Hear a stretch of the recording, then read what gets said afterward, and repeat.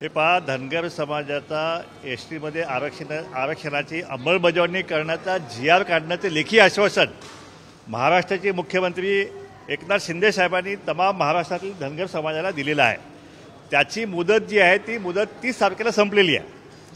महाराष्ट्राने सगळे कायदेशीर प्रक्रिया करून आम्ही हा जी.आर. काढू असं आम्हाला आश्वासन दिलेलं आहे। आता 5 दिवस जास्त झालेले आहेत। सुधाकर शिंदे समितीचा अहवालसुद्धा काही कारणास्तव मुख्यमंत्री इथं उपलब्ध नसल्यामुळं तो सादर होऊ शकला नाही। आज तो सादर होतोय आणि त्यामुळं हा आरक्षणाचा जी.आर. काढण्यासाठी लागणारे जे काय कागदपत्रे आहेत, कायदेशीर सगळे कायदे सगळे सबमिट झालेले आहे। सुधाकर शिंदे समितीचा अहवाल तोही आज त्याला मिळतोय। त्यामुळे येत्या 2-3 दिवसात हा जर जी.आर. सगळी प्रक्रिया पूर्ण करून जर सरकारनं नाही काढली तर मात्र या सरकारला जो आहे तो निर्वाणाचा इशारा धनगर समाज दिल्याशिवाय राहणार नाही। एक तर जी.आर. काढा आणि सत्तेत बसा किंवा जी.आर. नाही काढा, धनगरांना आरक्षण नाकारा आणि सत्तेतून बाहेर जावा, हे साधं समीकरण जे आहे ते धनगर समाजाने ठरवलं आहे। देवेंद्र फडणवीस साहेबांना ह्याची पूर्णपणे कल्पना आहे। ज्यावेळी त्यांनी आम्हाला शब्द दिला होता की तुम्ही आम्हाला सत्तेत बसवा, आम्ही तुम्हाला पहिल्या कॅबिनेटमध्ये आरक्षण देऊ, पण त्यांनी आरक्षण मध्ये दिलेलं नाही आहे। तेव्हा तो अनुभव त्यांना माहिती आहे। धनगर समाज ठरवलं तर सत्तेमध्ये कुणाला बसवायचं आणि कुणाला काढायचं हे आता धनगर समाजाने ठरवलेलं आहे। 2 कोटी संख्या असलेल्या धनगर समाजाशी प्रतारणा करणं हे कुठल्याही सरकारला परवडणार नाही। आदिवासी आमदार आणि आदिवासी बांधव हे आदिवासी जे बांधव जे आहेत आमचे दुश्मन नाही आहेत, आमचं त्यांचे काय वैर नाही आहे।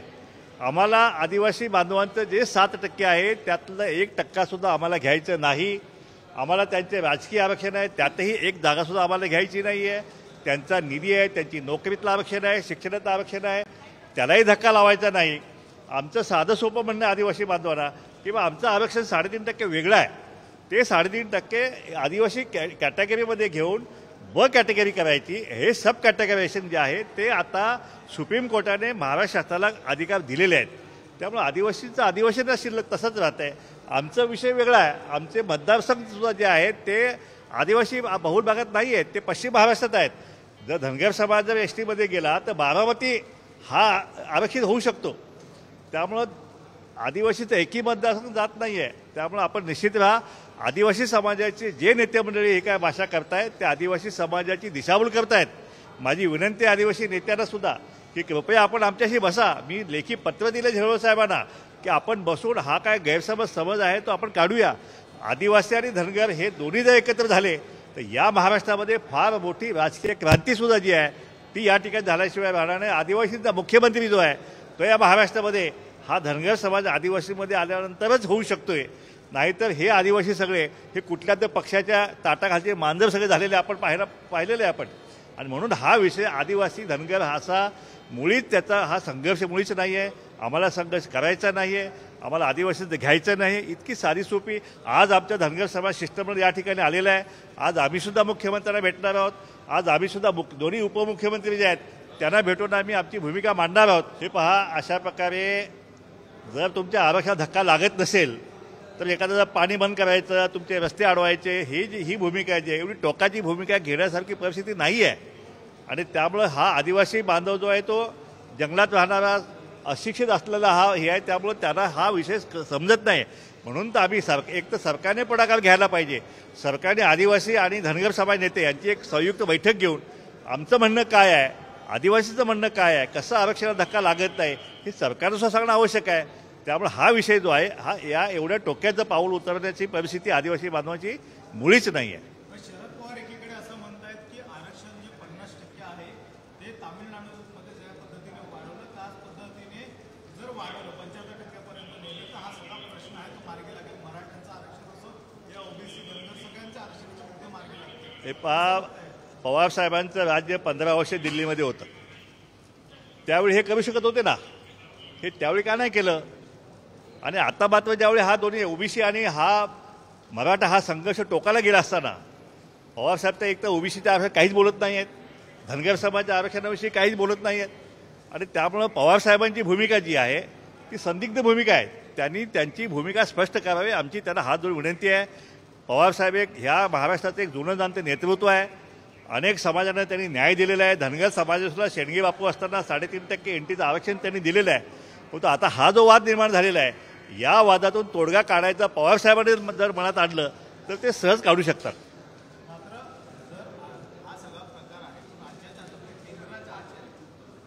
त्यामुळे असं वाटतंय का की केंद्राने यामध्ये हस्तक्षेप करावा? कसं आहे की ओबीसीचं आरक्षण म्हणलं तर राज्य मागासवर्गीय आयोग आहे, शेड्यूल ट्राईबचं आरक्षण म्हणलं तर केंद्रीय मागासवर्गीय आयोग आहे. आता तर केंद्राला अधिकारी दिलेले आहेत.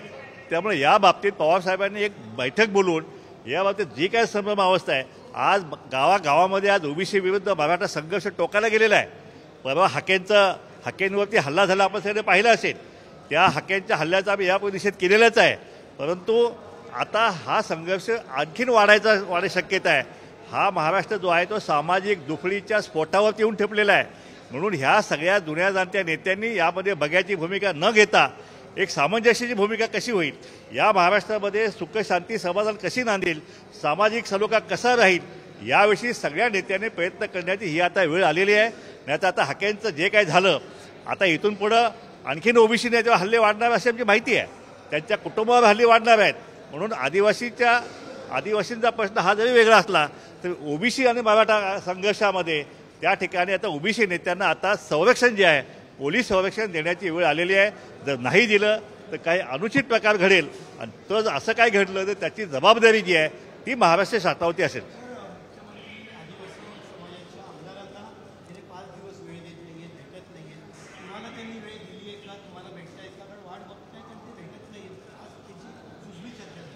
हे पहा, धनगर समाजाच्या शिष्टमंडळाशी जवळपास 2.5 तास मुख्यमंत्री, उपमुख्यमंत्री, मंत्री महोदय यांची चर्चा आमची झालेली आहे. त्या चर्चेमध्ये धनगर समाजाचा आरक्षणाचा प्रश्न कसा सोडवायचा, कसा जेआयपी घेऊन जायचा, याविषयी त्यांनी निर्देश दिलेले आहेत.